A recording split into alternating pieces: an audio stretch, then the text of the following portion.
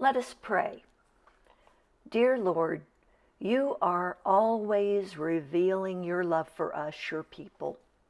Today we learn about how you began revealing your majesty and holiness to 3 of your disciples. May we remain blindsided by your brilliant power and might, and forever astounded by your enduring love. Amen. I've got a mask. Oh, you've got a mask on. What kind of mask is that? That's a scary mask. This is George W. Bush, former president. This is COVID 2020. This is the Mardi Gras. A Mardi Gras mask. Let's take our masks off and say all that again, because I don't think that they would be able to hear us. I don't think so either. What kind of mask is this? This is The Mardi Gras. a Mardi Gras mask. And when is Mardi Gras? This week! On Tuesday night. Fat Tuesday. Fat Tuesday, the And- start of Lent coming up. Yeah. And So- that was like your scariest Halloween mask ever. Back in the 90s, it was a pretty scary mask. Yes. But why are we wearing masks today, you ask? Because we all have secret identities. Definitely. We're going to be talking about secret identities today in the good book that we're reading and in this good book, the Bible. And Mr. Kent? And did you know that Jesus had a secret identity? He had stuff that he didn't let everybody know to begin with. Well, there's that, I guess, yes. Yeah. But sometimes you think about like Clark Kent. Oh, I love Superman. Oh, I thought Clark Kent was Spider-Man. Nope. Clark Kent was Superman. Well, and who was Spider-Man? Parker. Parker. Yeah. Peter Parker. Peter Parker. Yeah, so Spider-Man was Peter Parker's secret identity. Yeah. Batman had the Bruce Wayne. Bruce Wayne. Yeah, all right. All right, but anyway, we're going to start reading today's lesson from the book of Luke. And Mr. Kim, will you read for us? I would be happy to. Jesus took Peter, John, and James with him and went up onto a mountain to pray. I guess because it was closer to God up there. And as he was praying, the appearance of his face changed, and his clothes became as bright as a flash of lightning. 2 men, Moses and Elijah, appeared in glorious splendor talking with Jesus. And they talked with Jesus about when he was going to have to leave, which was about to bring a fulfillment of the prophecy at Jerusalem. Peter and his companions were very sleepy, but when they became fully awake, they saw his glory and the 2 men standing and talking with him. As the men were leaving Jesus, Peter said to him, "Master, it is good for us to be here. Let us put up 3 shelters, one for you, and one for Moses, and one for Elijah." He did not understand what he was saying.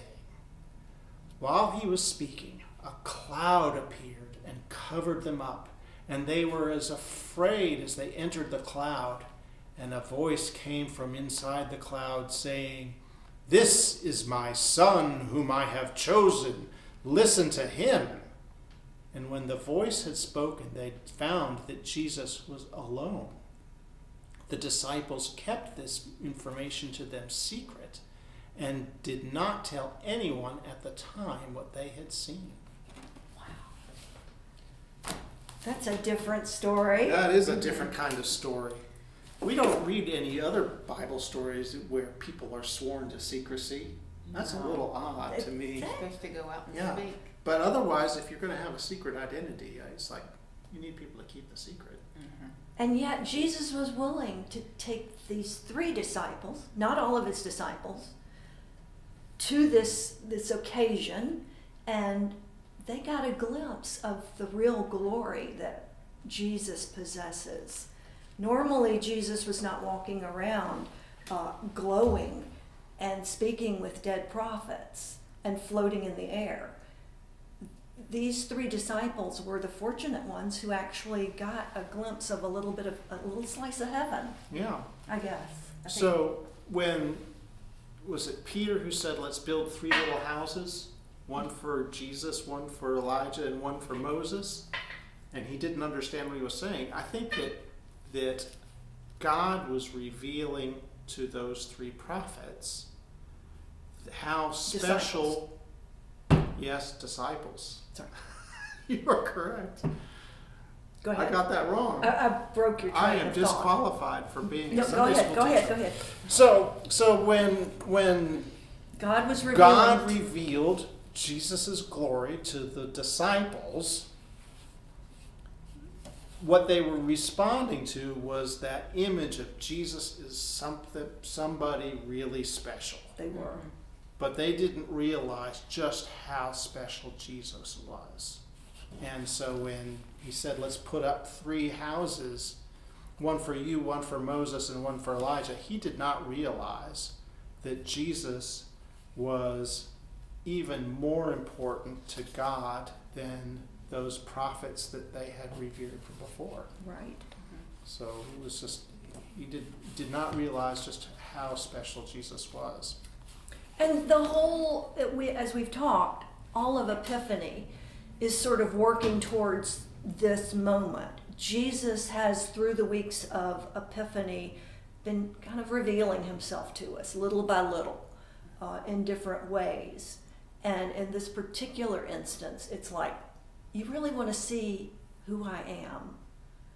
I hold all of God's glory. Sure. It was an astounding moment.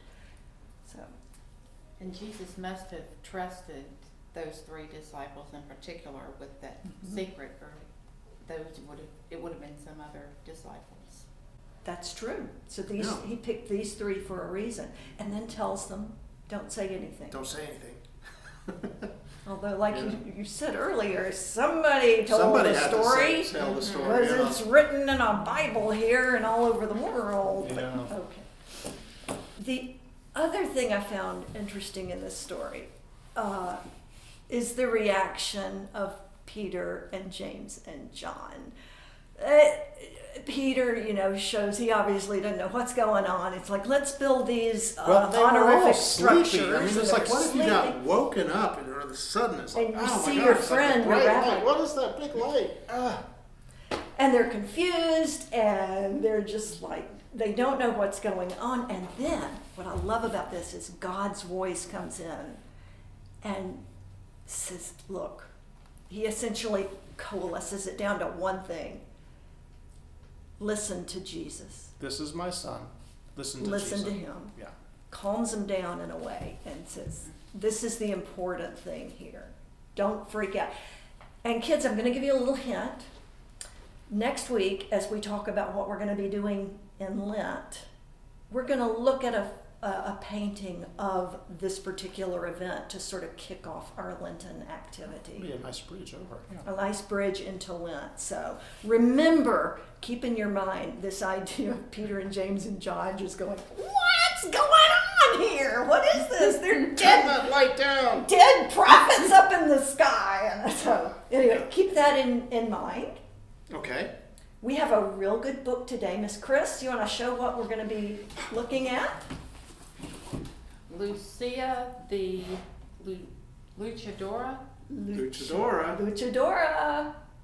and she is a wrestler. Mexican wrestler story. Because who couldn't use a Mexican wrestler story I right love now? Mexican wrestlers. So, shall we read it now? Yes, we should read it. All right, cool. Okay. Our story today is Lucia the Luchadora by Cynthia Leonor Garza and illustrated by Alyssa Bermudez. I zip through the playground in my red cape. I go pow. Pow! I go bam. Bam! The boys zoom with their own capes fluttering behind them. They go boom. Boom! They go crash. Crash!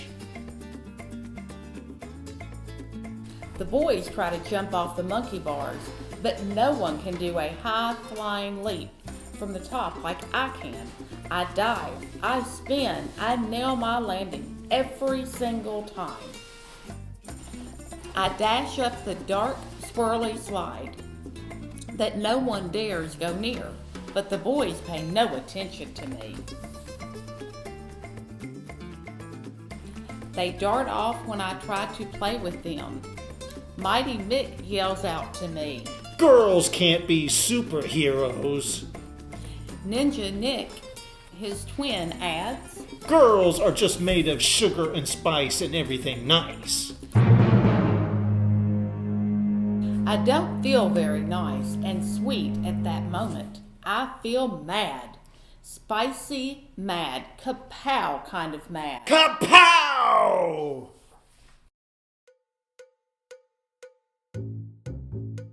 Abuela watches me from a nearby bench. When I flop down next to her, Abu leans over and whispers a secret. We hatch a plan. That night, Abu gives me an old box. There's a shiny satin cape inside and a very special silver mask. Abu tells me that when she was a little girl, she was a special kind of superhero, a luchadora. I don't know what a luchador is. Abu tells me a luchador is more than a masked wrestler with swift moves, more than just a superhero with swift style. A luchador is agile. She moves and thinks quickly. A luchador has moxie. She is brave and full of heart and isn't afraid to fight for what is right. Most importantly, a luchador never reveals her true identity. Abu tells me the greatest luchador of all time, El Santo, wore a silver mask too and never ever took it off. I slip the silver mask over my head, and when I look at myself in the mirror, I feel a bolt run through me. With that mask, you can become anything you dream of being, Abu says. On the playground the next day, the boys zoom by in their capes. They go wham. Wham! They go whomp. Whomp! I charge through the crowd. My new silver and white cape, a blinding flash behind me. I catch everyone's eyes. Everyone wants to know who is wearing the silver mask. I'm a luchador with a secret identity. With my silver mask, I can become anything I dream of being. I stand on the top of the monkey bars, ready to do my high-flying leap. I dive, I spin, I nail my landing like always.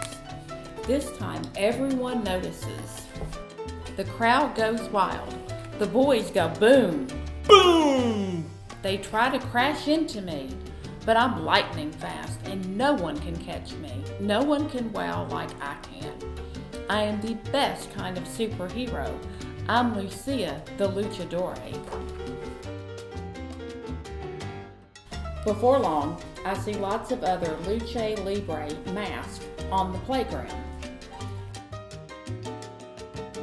One day I spot a crusader in a pink mask with red glittery hearts. A girl, another luchador.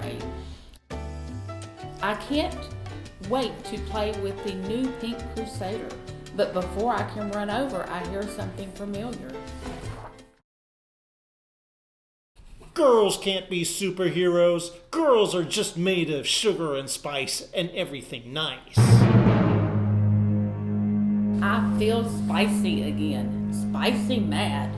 Kapow kind of mad. Just then, the dark, swirly slide goes Clang! Everyone stops and stares. Bang! Jangle! Scritch!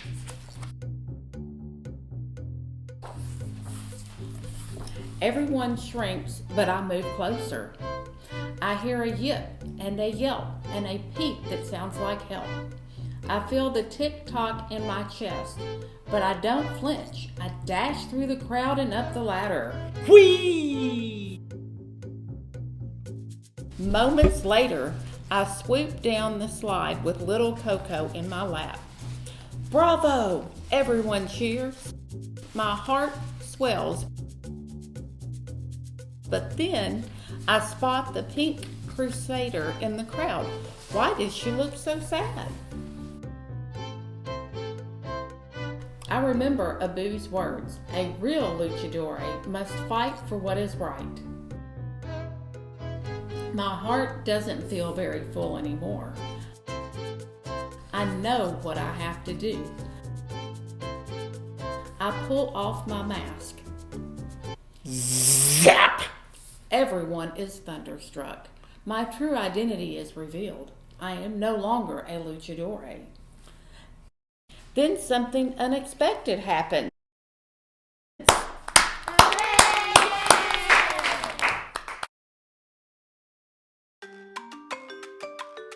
Then something spectacular happens. Luchadores everywhere, hidden in plain sight. Little Coco jumps off my lap and races through the crowd. I bolt after him in a flash, and all the boys and girls start to chase me. But I'm lightning fast and no one can catch me. No one is as dazzling or daring as I am. I climb up the monkey bars, I dive, I spin, and when I strike the ground, a charge runs through the crowd. I am still the best kind of superhero. I am Lucia the Luchadore, mask or no mask.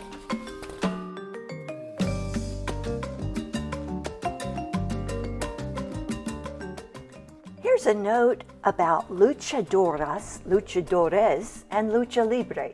If you're not interested in this, go ahead and skip ahead. Luchadores are the larger-than-life stars of the world of lucha libre, the acrobatic and theatrical style of wrestling popularized in Mexico. Many wear masks to help conceal their true identities, although they can be unmasked by their opponents if they lose a match. Luchadores fall into two camps, the heroes and villains, or técnicos and rudos, and fight as individuals or in teams in the ring. Often, lucha matches follow lively storylines filled with twists and turns. But the stories of good versus evil don't end in the ring. The adventures of some of the most popular luchadores have leapt beyond the ring and into comic books, films, and even the streets, where luchadores have transformed themselves into real-life masked heroes fighting for social justice. Luchadores have fought and advocated for many causes, including animals, the environment, and the rights of poor people, children, women, and those living in substandard housing.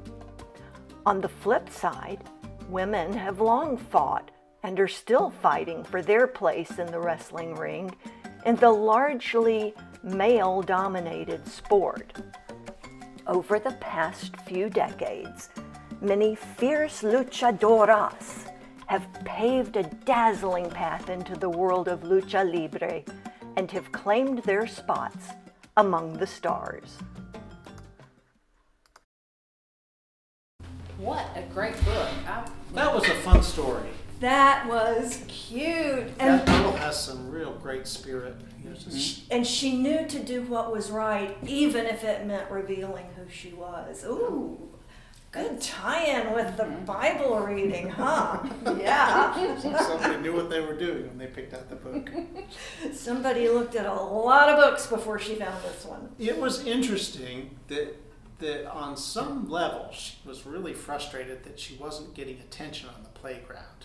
And then she put on the mask and the cape, and then she got attention. Well, she was pretty shiny like Jesus was. Yeah. It was hard to ignore her when she's wearing a satin silver mask. And yeah, that would be pretty cool. You know, I wonder about the Santos, the greatest luchadora of all time. times. Never took off his mask. That's crazy. It's that secret identity Yeah. that's a big part of the culture of Mexican wrestling. It must have taken some courage to show the other kids on the playground who she really was. I Because think- she risked losing their attention. Yeah. I wonder whether Jesus felt a little bit scared about revealing who he was to the disciples. Oh. Whether he'd still be accepted or. Yeah, are people going to take me seriously if I light up like a light bulb? Like a light bulb. Yeah. Wow. I think there's a lot of that goes on from time to time. That's a People- pretty human feeling. Yeah, if people really knew who I was, they would be like disappointed. And I guess at this point, there was a little glimpse there in the reading about what was to come for Jesus. Yeah, he's going away. He's going to be going away, and he knows it. And And this is sort of the start of that, Yeah. with him revealing. hard times ahead. Yeah. Good way to phrase it. Hard Yeah. times ahead. I hope you've enjoyed today's reading of Lucia, the Luchadora. I hope you enjoyed learning about the Transfiguration. We have a fun craft for you coming up, so be sure to click on that link and check that out. And next, we will be moving into the season of Lent. Yeah. And look forward to seeing you. Yeah. Yeah. So, thanks for joining guys. us. Bye. Bye.